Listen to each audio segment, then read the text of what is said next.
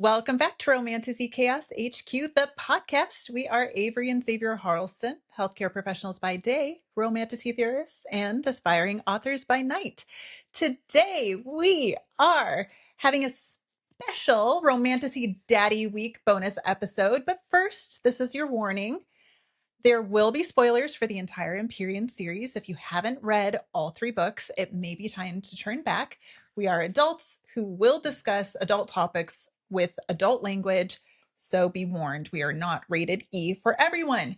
Today, we are joined by a returning special guest, Claire from RuningBooks. Claire, you were recently on our season 1 bonus episode, where we were doing a little deep dive in Fourth Wing, but can you give us a little introduction and tell everyone about yourself? Hi, yeah, so thank you so much for having me again. We had a lot of fun last time, so I'm excited to be back. My name is Claire. I run the Instagram and the TikTok. I have like a little book club of some close friends. We get together, we talk about books, we try and read the same books, and then we come up with these ideas that we wanted to share. So we started posting, and it's just been really fun meeting friends online. Anyway, so that's how I met you guys, because we post a lot of the same stuff about the Fourth Wing theories and that kind of stuff. Yeah, and I don't know if we told you, but after the last podcast, we got DMs that said, "Please have Claire back on. She's awesome." Yes, That makes me so happy. you were requested by name, so here we are. Give the people what they want. Give the people what they want. Exactly. So in keeping with our normal time constraint standard for our typical episodes, we're going to do a quick 1-minute get to know you, a couple questions. So we're going to put 60 seconds on the timer. Are you ready? I'm ready. And go. If you could be any romantasy father or father figure, who would you be and why? Definitely Tarn. He's not an actual father, but definitely father figure. He is a substitute father. I don't know that I need an explanation for that. Tarn is just, there's no one better than Tarn, you know? The between being a dragon and the curmudgeonly sarcastic sense of humor, does it get any better? No, I think not. it doesn't. Who's your least favorite father or father figure in Romantasy, and what would you change about them? Definitely I chose Arabin for this. Arabin, I'm reading, Throne of Glass right now, and I'm not going to spoil anything because I know Xavier is also on his Throne of Glass journey, but there was just no point in that book where I was like, yeah, what a good guy. What a champion. I just think his treatment of Selena is horrific. So he tries to be a father figure. Also, because of Taylor Swift's song, father figure, I've seen a lot of content online like comparing the two, and that was been on my mind a lot. So I was trying to come up with some content where I could play that song and talk about him and how awful he is. But okay, 60 seconds is up. Yeah, asshole. Yeah, not a fan. I think that's a good choice. I think, unfortunately, there's a lot of people to choose from, but that's a good one. I also had a question for you guys, though, since you're going to rapid fire two at me. For both of you, you're both parents. If you had to take advice from a romantasy parent, a romantasy father specifically, who would you take advice from? 100% Andre Bellator from Kindred's Curse Saga, Spark of the Everflame by Penn Cole. I don't think you haven't read that yet, right? Mm-mm. You're going to read it with us this summer? Yes. I think you maybe will. I love him. This is something that comes up right away in the first book, so I don't feel like it's a spoiler. But he comes into the main character, Diem. He comes into her life kind of when she's young, but she is not his biological child. But he just absolutely adopts her as his own and loves her as his own. And he ends up having a biological child with Diem's mother, and he just loves his kids so well, not perfectly, because no parent is perfect, but he loves them so well, and really wants each of them to individually be the fullest of who they can be, and their best self, and is incredibly personifies strength and tenderness. So yeah, that's Awesome. who I think he probably knows a thing or two. Yeah, I'd go with Kronos. from The Things Gods Break by Oh. Abigail Owen. If you read the Games Gods play, you're gonna be like, you're an idiot. So you gotta get through the games.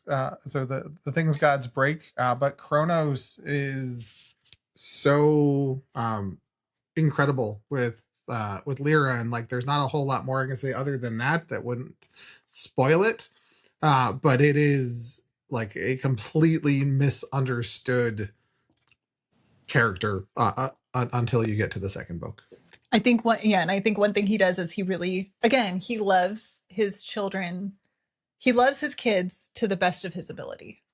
And he's not perfect, but his love comes through. I think that makes That one's on my list too. One day.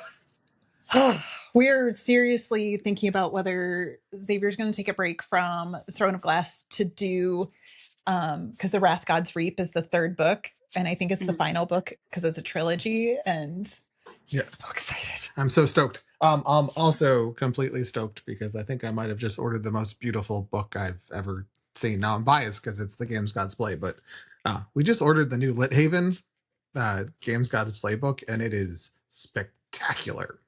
Oh, that's awesome. He's so excited. He's like, we were gonna go. We don't often watch a lot of TV, but I was like, you know what? It's been a stressful week. Let's just put something on to do the other Bennett sister. Definitely recommend if you like Pride and Prejudice. But we're in the middle of starting the first episode, and he's like, and I'm like, what? What? He's like, look at this. I was like, my dude, it's been a long week. I need you to bring that excitement level down. He's like, I can't. A pretty book is a pretty book. That's right. So anyway, so on today's episode, we are going to be spending some time looking at the fathers of the Empyrean series. We're going to look at Ben Riorson, Asher, Daxton, Sorrengail, and if we have some time, maybe talk about some of our other fathers and father figures that come across throughout the series. But I thought it'd be fun to start with Ben Riorson. And so I'm just going to do a little character background of like what we know from the book. We really don't know much about Fenn's childhood. He does have a sister that becomes Bodhi's mother. His biological father was bonded to Sorrengail, although Navarre has this recorded as being Fenn's uncle, not his father. He served in the Navarrian infantry. He was in a contract marriage with Talia. It is implied that this was not a very loving marriage. It ended 10 years after the birth of the heir. So when Xaden was 10, Talia left. At some point, Fenn became the Duke of Tyrrendor.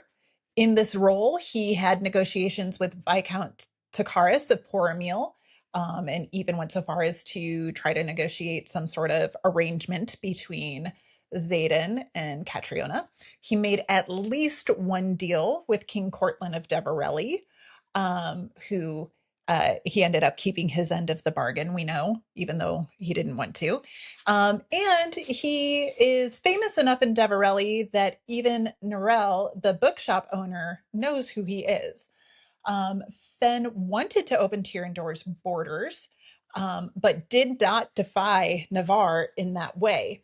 He led a rebellion attempt. It's not clear that it was necessarily a secession attempt, but it was a rebellion attempt in order to fight Venin or possibly expose this big lie to the rest of the Navarre. It's not 100% clear what this rebellion encompassed. But it became evident that there would be a confrontation, a big battle. So at that time, Xaden was 17. He sent Xaden away. He was then captured at the Battle of Arisha. He was interrogated, probably tortured, based on what we know about Navarrian interrogation techniques. He never recanted or changed his story. His last words were, "You're all cowards." He was then executed by Dragonfire while Xaden watched. That's what we know about Fenn Riorson. So we hit on this a little bit during our Fourth Wing coverage. I'm going to read two epigraphs from Fourth Wing about Fenn. In his last days of interrogation, Fenn Riorson lost touch with reality, Railing against the kingdom of Navarre, he accused King Tauri and all who came before him of a conspiracy so vast, so unspeakable, that it does not bear repeating by this historian. The execution was swift and merciful for a madman who cost untold lives. Navarre, an unedited history by Colonel Lewis Markham. And a second epigraph says, "You're all cowards." The last words of Ben Riorson, redacted. So we thought that would be a great place to start at Fenn's End. Yeah. So I think it's, we want to know, we hear all these things about Fenn. We know that he's charismatic. We know that he lost his life for a good cause. We know that he raised an amazing son, right? I mean, Xaden's morally gray, but we all love Xaden. Would we have liked him like then? Because he's in this like loveless marriage, but he does all of these things. I mean, he was the leader of this massive rebellion. So I don't know what to think about him. Well, and he's kind of positioned as, fully passionate for Tyrrendor, loving of his son, and likely no more for Talia, right? Like Talia is not his moon and stars that he circles around. And every time I think about Fenn, I think about Mel Gibson's portrayal of William Wallace in Braveheart, right? And the way that William Wallace was completely consumed with running all over Scotland. Like the man had no time. All he did was lead the rebellion against the British, and was shown as not cracking under interrogation or final execution in Braveheart. So I have this in my head, and yeah, that guy is gonna definitely be a horrible husband. And then, is he a good father? Depends on how much you believe he was fighting for the right future. Well, and it's interesting because Xaden in Iron Flame talks about how, he was unhappy when his dad sent him away before the Battle of Arisha, and his last words that he spoke to his father were spoken in anger. So from that time, even though he had to watch his father be executed, he did not have contact with his dad anytime after the Battle of Arisha. And he really regrets that because he was close to his dad. But then in Onyx Storm, he talks about how his dad would not be proud of him for regaining the title and regaining of Duke and regaining control of Tyrrendor because he's Venin. And that's like he would be horrified by that. And Xaden goes so far as to say that his father loved him tremendously, but there was only one thing in the world that he loved more than Xaden, and that was Tyrrendor. And that really, it's hard. It's like, as a parent, I think like, what, if anything, do I love more than my kids? And I think there's, in a way, you can say maybe like I love my spouse more, but it's not even a more, it's a differently. I love my spouse because this is the rest of my life as my spouse, and my job is to raise my kids and let them go have their life. I'm not trying to keep them with me for the rest of my life. I want them to go out and be themselves and have their adventures in the world. I'm loving them to let them go, which is a different kind of love than loving my spouse to be with them for the rest of my life. So it's not even that I love my spouse more. It's that I just love him differently. But what would I put ahead of my children?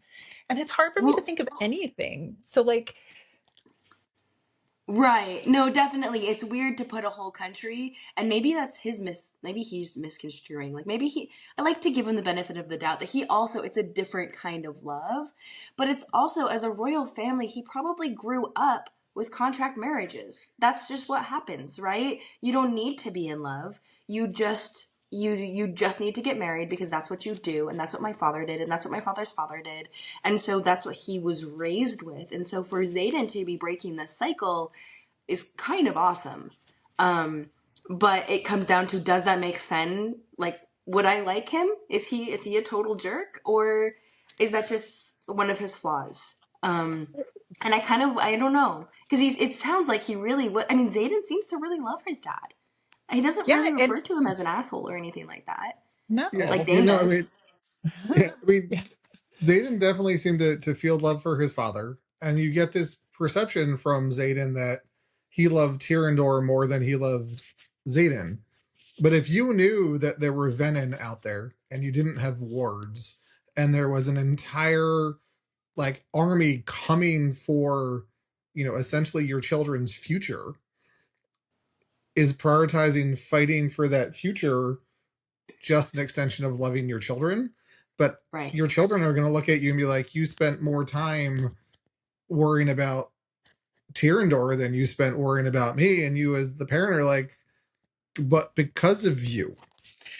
Yeah, it's kind of like, like we becoming a doctor is not an easy path. Med school is not easy. Residency is not easy. Fellowship is not easy. Starting your career is not easy. It's very time consuming. Right. But if you are, if you have kids during this process, and we know a number of people who did, you do spend a lot of time away from them, especially it's not as terrible anymore because they have work hour restrictions. But before they had work hour restrictions, you spent quite a bit of time away from your kids, but you were doing it because this is how you're creating the future for your children. And so I can see Right. that, like where you, as a kid, a kid's perception of what their parents do and the choices that their Exactly. parents make is so one-sided. It's immature just because they simply don't have life experience. Um, and if Fen had not died, would Zayden's perception of Fen's actions when he was a child have changed? And if we had that maturing in that relationship between those two, would we feel less confused about whether we like Fen or not? Yeah, and That's and and I feel like we'd like Fen unless we're Talia. Right. And husband and father could be very, very different, right? Particularly in a contract marriage. Like he might be a awesome father to Zayden and still be an absolute punk as a contract husband. Well, and this is, I think, why Zayden was so like, yeah, Cat, I can't do it.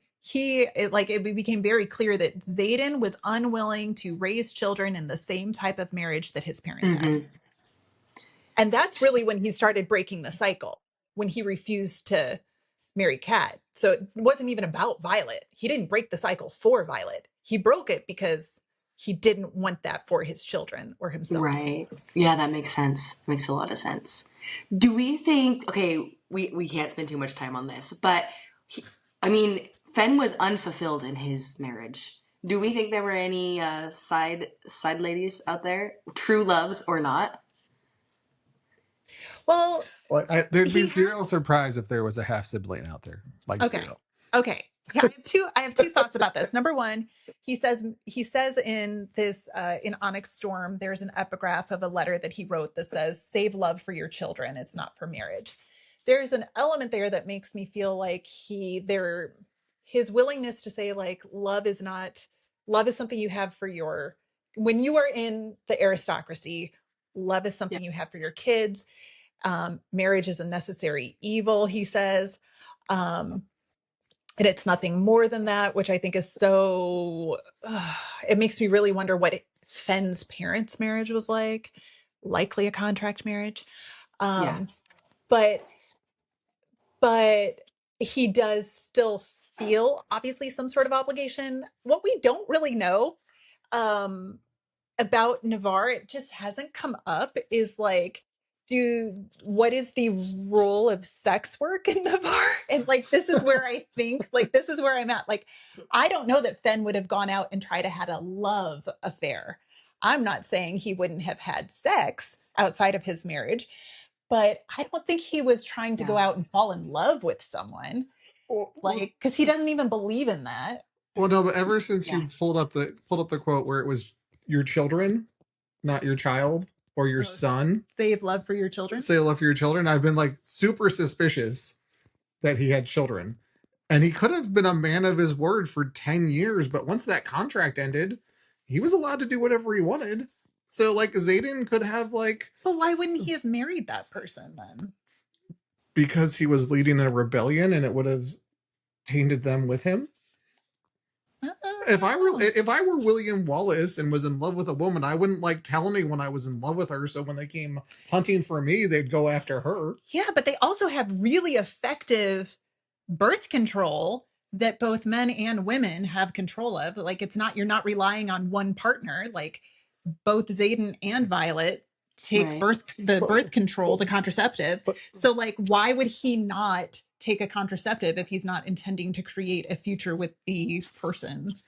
And if he actually wanted to have more children, then if he did have another child, why didn't Xaden know about it? Well, because I would have hid them all until the other side of the rebellion. If after 10 years I knew that I was going to lead this rebellion and I was in love with someone and wanted to have a family with them, they would be secret until I won the rebellion, so they could never be attacked by the other side. Do I need to be nervous? I'm not leading you out. Okay, first of all, what about this is charismatic enough to lead a rebellion? First of all, you're terrible at keeping secrets. So, but I think probably like most adults, Finn was a sexual being, and so he definitely was being, I just can't imagine that any man that's described with this much like charisma and passion is also like celibate. Yeah. I don't think he was celibate. I don't think he had more kids though. I think he truly loved Xaden and was scared. Yeah. Like the thing that scared him, probably the only thing that he was really scared of was Xaden being hurt. And that's why he sent him away before the Battle of Arisha. Yeah. And I don't know that he would risk his heart to have more children. So I think we can conclude that we like Finn, right? Like he seems like he was a good guy. I think if we had met him in real life, we would have liked him, but not necessarily fully trusted him. Sure. Yeah, I like that. He's a politician, Absolutely. So, I did want to ask you, English teacher Claire, who previously broke down sentence structure. We get this quote in Onyx Storm. King Cortland is talking to Halden, Halden is talking to King Cortland when they're in Deverelli, and Halden's being Halden. Yeah. And, King Cortland is trying to like make deals and negotiate with Xaden. And Halden says, "You do not make deals with provinces, let alone the son of a traitor who blackmailed his way into a title." So you don't make deals with Tyrrendor, let alone the son of a traitor, Xaden, the son of Fenn, who was a traitor, who blackmailed his way into a title. Is Halden saying Xaden blackmailed his way into a title, or that Fenn blackmailed his way into a title? Okay, so when I'm looking at the structure of this sentence, if this was perfectly written and perfectly edited, I think the who blackmailed his way into a title is referring to the term traitor. Traitor being Fenn. But that's in a world where this is a perfectly written sentence. And that's not necessarily what happened here. I like the idea. I mean, I think it could go either way. And I wonder if Rebecca Yarros did this ambiguously on purpose. But either way, I want to know if it is Fenn, how did he blackmail his way into a title? And why was this important enough for him to be heard to mention and never return to again? But if it is Xaden, I'm also trying to figure that out. Well, and so like when you go back and you look at what happened at the beginning when Xaden got his title back, I suppose you could consider it blackmail because he basically was like the terms of returning the riot to Basgiath was, part of it. But Xaden wasn't even involved in those negotiations. That was all like Duke Llewellyn and Duke Lindell. And they were all like above board negotiations. Like blackmail implies that like people don't know about it. Right. So if this is referring to Xaden as the person who blackmailed his way into a title, Zayden didn't even want the freaking title back. He was not asking for it. When he found out about it, he was like, oh shit. Like that he immediately is like, oh my God, Violet, you're going to have to make sure I don't destroy Tyrandor because you see what I am. You know what I am. You're the only person I can trust that will keep me from destroying Tyrandor. Like he was scared. Like he did not want it. So I don't feel like Zayden's the one who blackmailed his way into a title.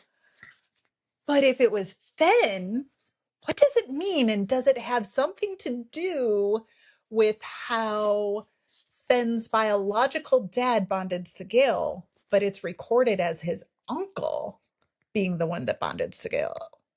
Like, what happened there? Why was it not immediately just given to Fen? It should have been, unless there was a succession issue and somehow Fen was able to blackmail his way in. What happened to them? What happened to his uncle? That then And his like what grandfather was kind reported of as his uncle. yeah. So like our current working theory is that the only way this would have worked for Fen's father and Fen's uncle to be essentially mistaken for each other is that they must have been like identical twins. And so one took the place of the other. Like the rider switch, like the princess switch. Yeah. Have you seen that movie? Yes. The Christmas princess switch one?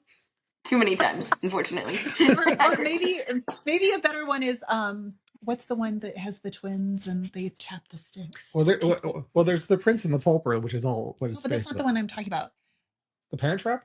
Parent Trap. There you go. Yes. So maybe the parent trapped. the dragon trapped. Yeah. Yes. So like it or could it be something, knowing that these contract marriages are standard, could it be something about the contract marriage with Talia that carried some additional weight? Because his contract marriage with Talia took place when Navarre was supposed to have cut off contact with the Isle Kingdoms. Mm-hmm. And clearly Tyrandor did not.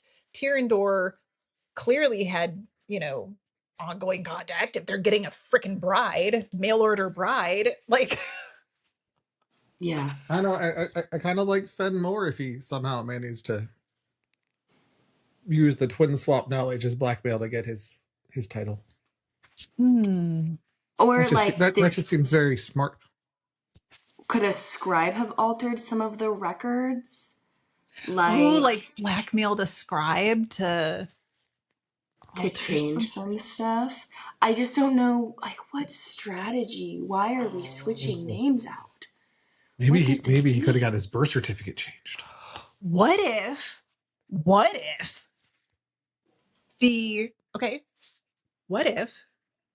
Bodhi's mom was older, and because it's not like a freaking terrible, like the son takes precedent. What's it called when the son takes precedent over the daughter, even if the daughter's older?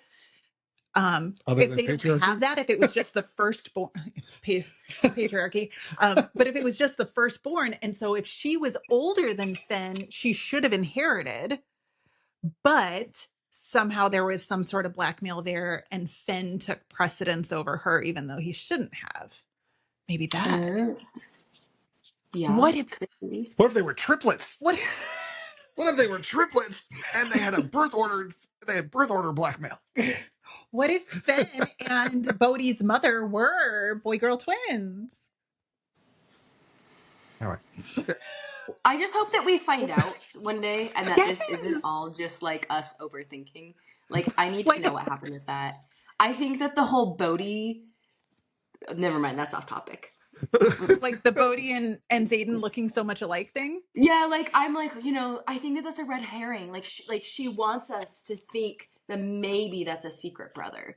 But I think it's just a red herring. But she drops so many clues. It's like almost too obvious that they could be secret half-brothers. But...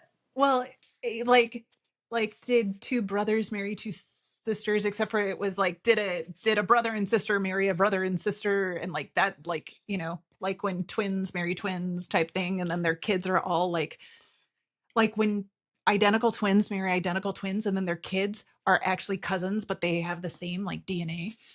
It's so weird. So what I will say is Halden is certainly not the perfect spokesperson for anything except how to be a fuckboy, which he is actually the perfect spokesperson for, because universally pretty much everyone hates him. So, but Holden's novella, How to Be a Fuckboy. A personal journey. It does seem like, even though we know Xaden didn't blackmail his way into regaining the title of the Duke of Tyrrendor, it does feel like something that Halden would cast that behavior because in that way, especially because he's still weirdly like trying to get Violet back and feels like he's still better than Xaden. And like, I don't know, it's almost like there's this implication that, okay, can we circle, this is completely off topic, but I just have to say it. Can we circle back to like how the entire cast of characters is completely comfortable with the concept that Violet would be queen? Like no one is at all talking about how like if she were to get back with Holden, she'd be queen. And that for years she was dating the heir and no one thought it was weird that the daughter of a scribe was going to be queen. Like that just doesn't seem like a thing that. Do you think Halden is not going to have a contract marriage?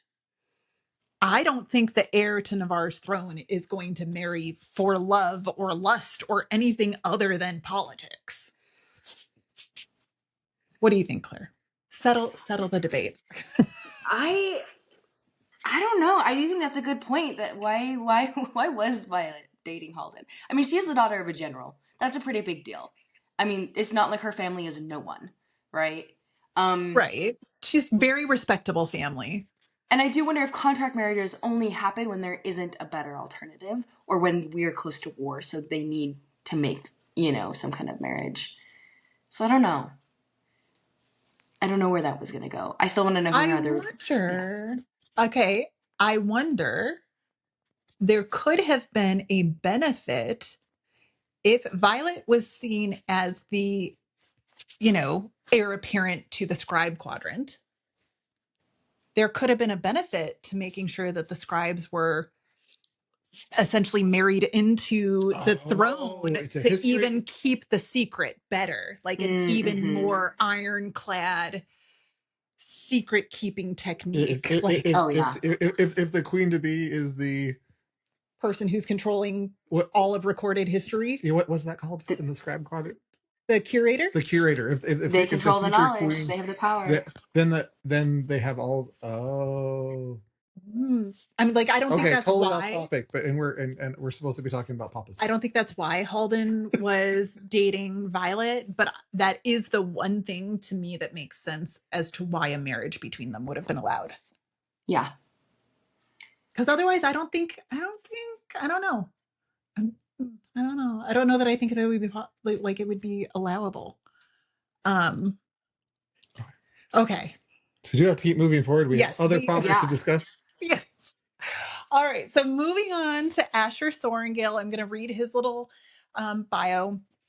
Asher Sorrengail was born Asher Daxton. He is in some way linked to the Colonel Daxton's Guide to the Excelling in the Scribe Quadrant. We don't know if that was his parent, mom, dad, grandmother, grandfather. We don't know. But there is some link there. Violet and Mira are not aware of any brothers or sisters that Asher may have had. We don't know anything about Asher's father, although his mother is still alive. He entered the scribe quadrant and after graduating was stationed at various outposts and began traveling to the Isle Kingdoms. When he was a captain, which means he was likely sometime after age 27, he married Lilith Sorrengail and took her last name. By all known accounts, their marriage was very loving, and he became the father of Brennan, Mira, and Violet. During his time in service as a scribe, he visited and subsequently authored books about all 6 Isle Kingdoms. In Deverelli, he developed a friendship with the bookshop owner, Narelle, who he entrusted with his unpublished manuscripts, which she held for Violet. The last of those manuscripts he left in Deverelli about a year before his death. He also studied feather tails and wrote a book about the Second Crowland Uprising. And he provided a rare, possibly one-of-a-kind book to Violet, The Fables of the Baron. When Violet was about 2 years old, he took her to Umbriel to begin her dedication to Dune. He did not tell Lilith his plan ahead of time. When he returned, his mother cut off contact with the family because of his actions. And Lilith was so upset, she said she was not sure she could forgive him.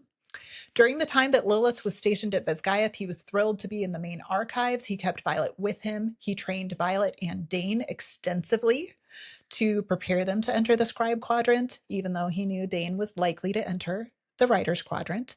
He taught Brennan and Violet poisons, which implied he was a poison master. After Brennan died, he started developing chest pains and eventually passed away from cardiac problems when Violet was 19. Okay. So the thing Okay. that I really thought as I was looking through and kind of prepping for this is like, we see Fen and we see Asher, who I think are both, we've kind of decided, good fathers. They're both dead fathers. But they're also so opposite, I think, in so many different ways. We have Fen, who is this like fierce warrior. He's in the infantry, in the military. And then we have Asher, who's a scribe. Opposite. We have their ideas on love. We know that Asher and Lilith loved each other, truly loved each other. And then we have Fen, who does not believe in love and contract marriage. Or, he does not believe that marriages are about love. There we go. Fen gives me extrovert vibes and Asher gives me introvert vibes, but those, I'm going off of vibes right now. I don't have any evidence for that. I just feel like these two are almost foils to each other. Like these two dads in their lives are complete opposite fathers. But they both raise like these really great kids. So it's just kind of interesting to look at. Absolutely. I mean, we know that Violet says that her dad was kind of reclusive and became more reclusive after Brennan's death. But he was also like, even if he was an introvert, he wasn't necessarily shy. So like he was willing to go and travel to the Isle Kingdoms and make friends and talk to strangers and I'm sure he had to ask 1 gajillion questions about everything. So, Yeah, I mean, I think he's definitely an introvert in the sense of like people drain his energy and he needs his alone time, but not like as I can't go make a friend at a bookshop that's such a close friend. I can give him my manuscript and I'll wait for my kid, right? So clearly he had, the ability to form deep, meaningful relationships. Mm-hmm. But I do think he liked his time with his books. Mm-hmm. But I know somebody like that. I think he liked his time with Lilith the best. Yeah. I think their love story is like why he was able to be such a good father. And I love the non-traditionality of their relationship, that she's the fierce general and he's the one who stays at home and reads books, and I just love that. Yes, like he was not intimidated by the fact that she was powerful, like physically powerful, magically powerful, rose in rank faster than he did, actually was commissioned higher than he was when they graduated. So she was always ahead of him in rank. Well, yeah, but he's got to be like incredibly, it might be like quiet and like a small, but he's got to be incredibly fierce to deal with Lilith. Like, I mean, like Lilith is like a force of nature. And for him to like just be there with her, like he's like not meek and mild. Like he might be like stationary, but like he's a solid dude. Right. I feel like he had like a quiet self-assurance that, and I mean, he's a poison master and he planned these books. I mean, can we start with that, with these plans? One of those quotes was that she won't understand why you've kept her in the dark. You've left too soon. This is from Lilith to Asher. Sorry, I should have said that. Now we can only hope the bond between our daughters is strong enough to endure the paths they've chosen. They need each other. So they talked about these plans, which I think we're assuming are the plans with the books, right? Or these plans to keep her away from this path that he found out about in Umbriel. when he went to go dedicate her, right? Or what do you guys think about that? I don't know that that was the plan that they're talking Okay. about. I think the plan. So, and I mean, I don't know that we have a confirmation one way or the other, but the letter he writes to Violet that sets her kind of down this path of finding the books and trying to, understand really like what did he know? What was he thinking? What does all of it mean? Um, I think he fully into. I think the plan that he's talking about is he clearly knew something about feather tails. He clearly knew something about irids, and he clearly knew that they were somehow related to fighting the venom. So I don't think the plan was about like keeping her from becoming venom. I think the plan was helping her figure out how to solve or Yeah. defeat Sure. venom. Like as opposed to being a plan for her, this was like he had a plan for her literally to save Navarre or the continent or Sure. whatever. That's kind Right. of what I think. Yeah, that makes sense. Yeah, I can spiral deeply unhinged on the plans. Okay. Because I increasingly feel like That's this, what our podcast is for, sir. Go right ahead. that this all stems from and Megan Reader Hope, shout out for like bringing this concept to us on the podcast. But if Lilith was drained by Theophany, like at a battle some point, so I have in my head somewhere working on a headcanon at this point that Theophany went to drain Lilith when she was pregnant, and like killing an unborn child was too far even for Theophany, so she stopped. But that's why Lilith was really sick and why Violet was weak. But then she had like been drained by a previous priestess of Dune and touched by Dune. And then when he went over and dedicated her to Dune, they got this very complex god intertwining. But I think that began to like unravel everything um for Asher. Like things clicked into place after that.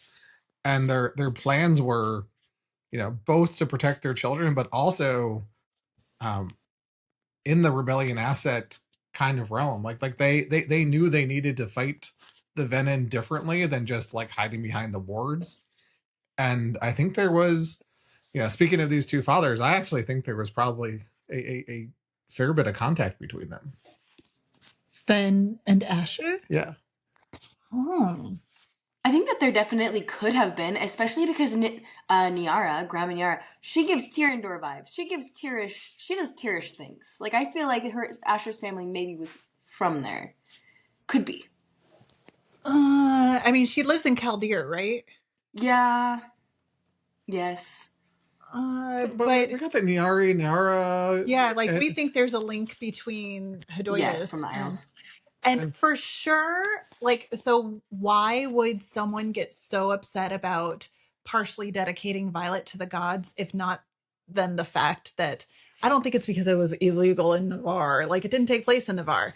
Like, I don't know what can you be held responsible for doing something against the law in a place where it wasn't against the law? I don't know. Well, but I think Grandma Daxton was very aware of the power of the gods and basically cut off contact because Asher was messing with something that he did not fully understand. Oh, yeah. And I don't think she feared the legal repercussions in Navarre. I think she feared the wrath of the gods. That makes sense. Go ahead, though, because you obviously disagree. No, the whole wrath of the god, like I'm really hopeful that the gods come like sweeping in because like lore and stuff and like they're so just been touched upon enough that like yes they could be part of the solution and it wouldn't be weird, like it wouldn't be like end magic, it'd be like, oh, that makes sense. But I can totally see where like Asher's like, hey Fen, you need to contact my aunt in the Isles to get a contract marriage because then the heir to Tyrandor will actually unify the Isles and Tyrandor. Oh, Asher advising Fen to contract marriage with Hedonius. But we don't know that Talia really had any like, and this goes back to Finn, like, why was Talia the person he contracted marriage with? Like, what value was she bringing? Because when she returns to Hedoitus, it's not like she's married to a member of the triumvirate, but it's not like she Right. independently has any authority Oh, or standing. It seems like all of her standing comes through that marriage. what if Yeah, it's that's the a good purple point. eyes? Something about the purple eyes. So they really are like Venom-esque. What if she has Venin blood? They're like Venin descendants, and the contract marriage was to produce an heir that was a Venin offspring. So they could like settle diplomatically So with the Venom, maybe, or so that or if the Venom are tied to the the Venin gods. offspring could Anyway, evolve. okay, conspiracy theory. We really went off the end here, but Claire's like, go, keep going. No, that was like a level 5 unhinged. I was Yeah. here for it. back to Um, Popper Sorrengail. but I think it's also interesting, this quote we get from Brennan is like, and then it comes up a couple times, but I love this particular one because it brings everything together. Dad always tried to tell us, Brennan's voice softened, in a world of dragon riders, griffin flyers, and dark wielders, it's the scribes who hold all the power. And then I think this directly links to what we learn in Onyx Storm, which is he wrote a History of the Second Crowland Uprising draft by Lieutenant Colonel Asher Sorrengail. But the manuscript that was finalized was called Subjugated, the Second Uprising of the Crowland People by Lieutenant Colonel Asher Sorrengail. And this is exactly what Rebecca Yarros means when they talk about the scribes hold all of the power, because how you choose to present the facts, what narrative you give it, determines how the people who read this book receive. Who do they think is the victim? Who do they think is worthy of having won? Like, who do they blame for things going sideways? You can take the same facts and present them, in a way that tells a very specific story, and even just changing the title of the manuscript so that it starts with subjugated. That's powerful. Like, Mm-hmm. Yeah, I mean it is so interesting, growing up in Pennsylvania and like going to Gettysburg, and then being an adult and living in Mississippi and seeing the Museum of Northern Aggression. Like, same facts, completely different framing, completely different fall off culture, right? Like the difference between an uprising and subjugated is not minor when the subjugated becomes the thing that gets recorded. for people who don't know, because this may not be a word that everyone's familiar with, subjugated means to bring under control and governance as a subject, kind of like how you would conquer or subdue. There's often a connotation of this word of you are subjugated as someone using force or coercion to subjugate you. So, like, subjugated is an important spin. This is not, yeah. Well, and the Crowland uprising gives energy and power to the Crowland people for fighting against something, and subjugated, says the government made them behave. The government was subjugating them and they were trying to regain their freedom is a totally different story than they rose up against the government. One paints the government as, wrong, and one upholds a narrative of the government's right and you were wrong. Like, I wish we knew how Asher would have written about the Fens Rebellion. Like, Right, what and would like he have this, called that? that book made it to like publication. I mean, whatever you can say for publication back then. But like I think about his books about the Isles. Was he trying to get those published or seen, like more people to understand these other cultures, and that was maybe where he found some enemies. Like people didn't want him sharing this information that he had learned, and that's why it never saw the light of day. And I think he wrote 2 separate books for every isle. He wrote the ones he left for Violet that mhm. tell the truth, that have hidden information in them to help her solve this bigger mystery. And then he wrote the Navarre approved version, You wherein, mean the unabridged version? I mean, yeah, like, Markham's, Unedited. what's unedited? Yes. Yeah, Okay, he wrote Markham. the propaganda versions, essentially, about the Isles, that paint them as like whatever he put in the Navarre approved versions is certainly going to have supported the Navarrian line, that like it was safer and better for them and their subjects to be cut off from the Isle kingdoms. They weren't trustworthy, they weren't safe, they didn't have value, whatever it was. But I think she got his real manuscripts, and then separately was published the approved manuscript. So I'm going to try to stay really hard on Asher, because I just went down a whole rabbit hole in my head. So back to Asher. On how do we view Asher and his planning with Lilith versus Fen and his active rebellion? And is that a parallel? Because they were both acting to secure the future for their children while sacrificing themselves, if our theory is right, that Asher was assassinated. And Lilith, being a rider and having a whole bunch of sacrifice there. So like they're 2 sets of parents that are spending a lot of time worried about the future state for their children while not maximizing their relationship with their children. And how do we view that as a fatherly decision? I mean, and I think it comes down, like, they were both good dads who were fighting, like you just said, they were fighting for their futures. They were fighting the venom, right?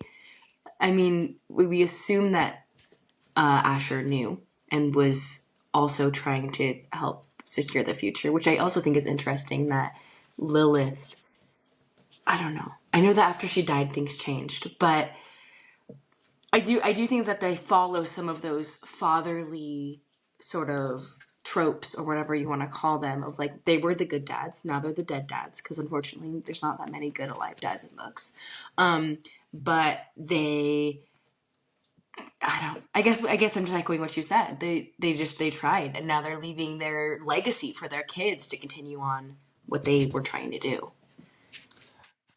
And this just makes so much sense for a military family.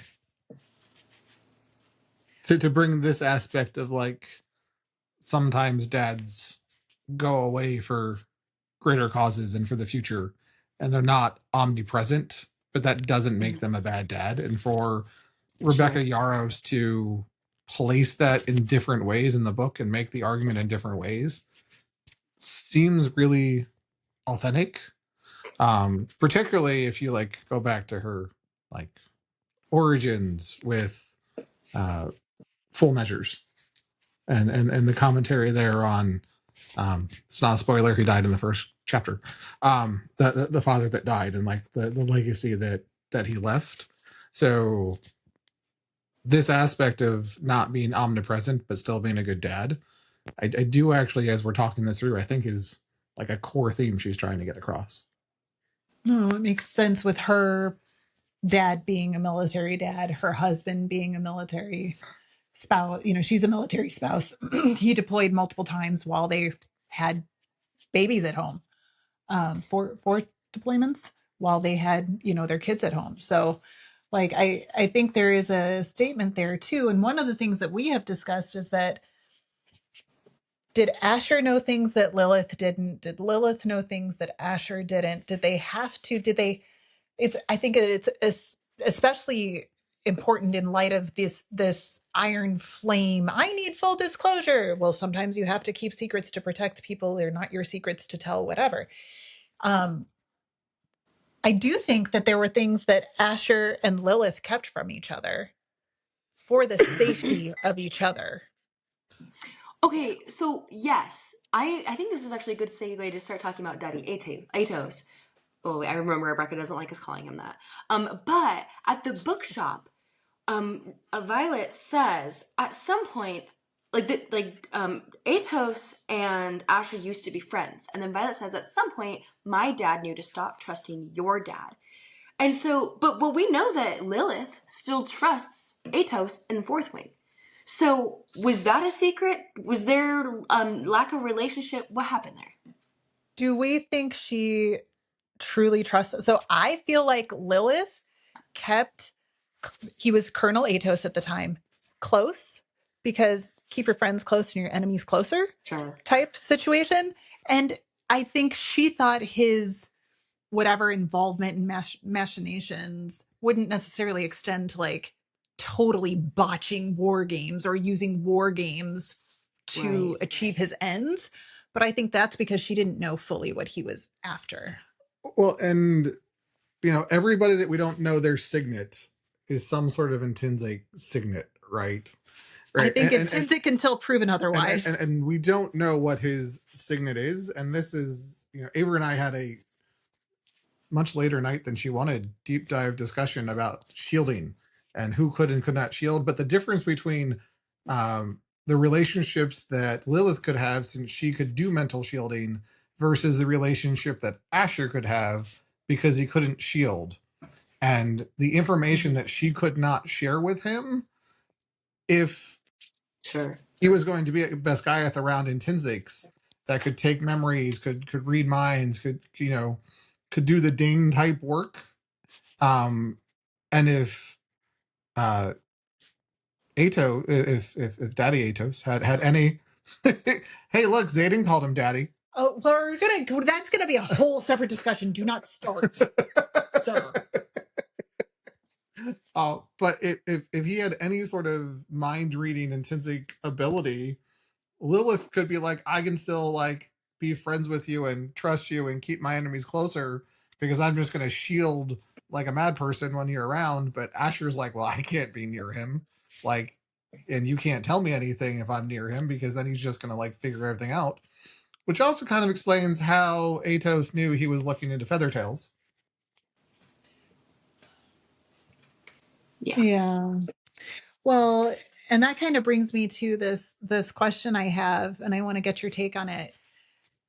Lilith talks about how Asher, his research showed that Warwick never wanted anyone else to have the power of the wards, but Lyra thought the knowledge should be shared. Violet talks about how she knew her dad had seen a firsthand account from someone in the first six about the word. So both Lilith and Violet were aware that Asher had access to this firsthand account. From what we know, the firsthand accounts were the journals that are kept in the vault under the archives that you can only enter if you have royal blood. So, who do you think gave Asher access to those journals? Because he couldn't have just gotten them. Unless he had royal blood. We don't know. But if he had royal blood, Violet would have royal blood. But she might not know it. Maybe she could have just walked through. We don't know how old those royal blood wards are. We're assuming it's King Tauri rewarded and it's immediate Tauri wards, but that's never stated. But then Violet dated Holden. They would have been related. Ew.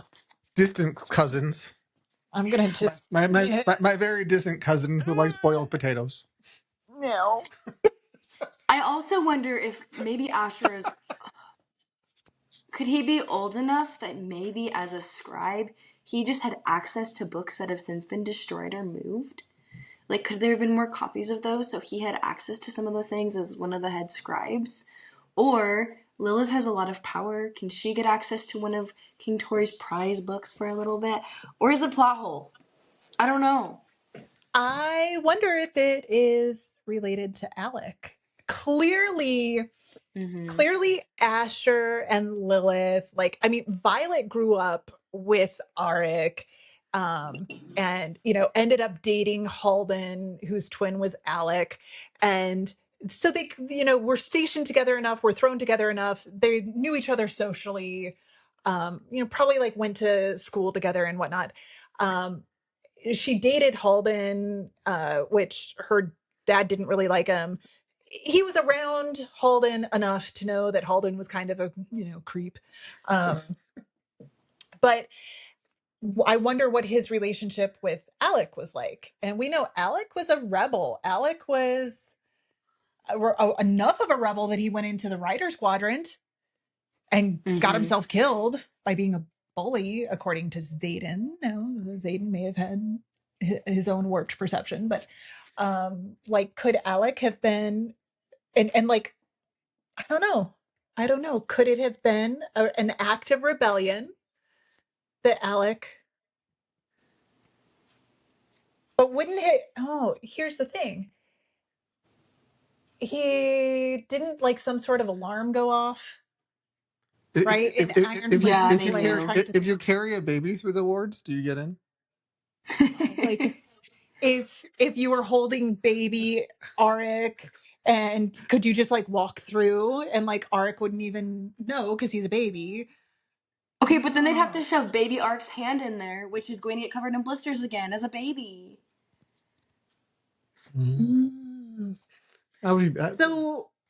if the journals were kept under the same security measures, it really would have had to be King Tauri.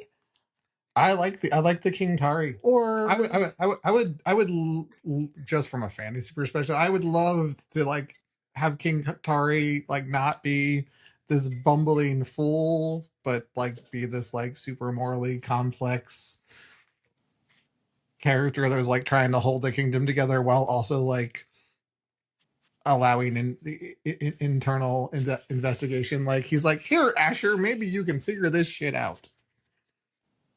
Markham, I don't trust. You, I trust. Here, have some books. Can you get that? Can you get that wordstone working at Arisha? It'd be nice to have two.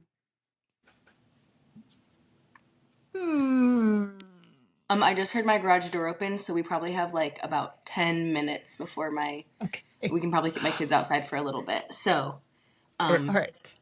Do you want to talk about Terran, or do you want to talk about King Tauri and General Atos? It doesn't matter to me. Do you have a preference?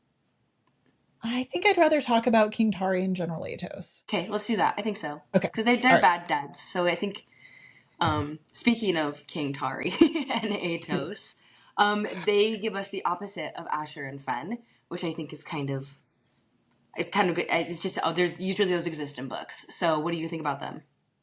Well, I think King Tauri and General Atos are foils to each other. Because we know that King Tauri is, you know, he calls himself King Tauri the Wise, and he's a little like arrogant and foolish, right? Like, but we also get multiple people throughout the books from Iron Flame and Onyx Storm that are talking about how upset he is, how worried he is because he doesn't know where Arik is. It talks about how upset he was when Alec died. I think King Tauri, for all of his foibles, loves his kids. And I think this is going to be important because if Arik is the venom brother, the fact that King Tauri is going to love him unconditionally is going to be a really important part of trying to actually move forward. True. And this is the exact opposite of General Atos, who, as soon you know, Arik has a terrible opinion of his father, thinks that his father is a terrible person, only cooperates with Xaden to get back at his dad, right? Like, and it doesn't matter. King Tauri still loves him. Like your kid doesn't have that opinion of you and you don't know that they don't respect you. Like you're aware and he says, I'm aware you don't respect me. I still love you. Whereas General Atos, as soon as Dane's opinion of him changes, as soon as Dane loses respect for his father just like, I have no son. Yeah, no, Disowns That him. line no, hurts so bad. Go ahead. oh, I feel like King Tauri is a bumbling bad dad. Like he's the bad dad because he never set boundaries, and he's like I always gave you Sure. candy. Why don't you like me? Like but he never set any boundaries. He didn't help like them develop, and they're like, you're ridiculous, right? Like, and he's like a bumbling bad He dad. raised Halden. Yeah, I mean, Halden is a and he yeah. and you let my older brother be a spoiled brat and pick on me, and he's like, but I always wanted to play games and I always had like balloons, and you're like, yes, but you were not a good dad, right? Whereas Atos is like that manipulative, controlling bad dad where like you don't realize that you have a bad dad till you're out in the world and you're like, whoa, that you're not supposed to flog me behind the shed. That's not paternal, Right. right? And then you get out of the world, you counter them, and they're like, you're dead to me. Go away, right? In that scene, were you going to say something about that scene? Because it was harsh. I just think their relationship deteriorated so quickly. Like he literally went from his dad being his hero to his dad. He finds out what he did to him and what he did because of the information that he shared with his dad that made us all hate Dane, and all of a sudden it's like the switch flipped. Like they were like, oh, he won't go betray his dad by going and getting, because remember Violet wanted those journals from Colonel Atos, and they were like, I don't know if Dane will betray his dad, and Dane was like, oh, no problem. Like we don't even talk anymore, right? Like it just, because once they had that difference in ideologies, Colonel Atos just couldn't deal anymore. Just couldn't handle his son not following in his footsteps.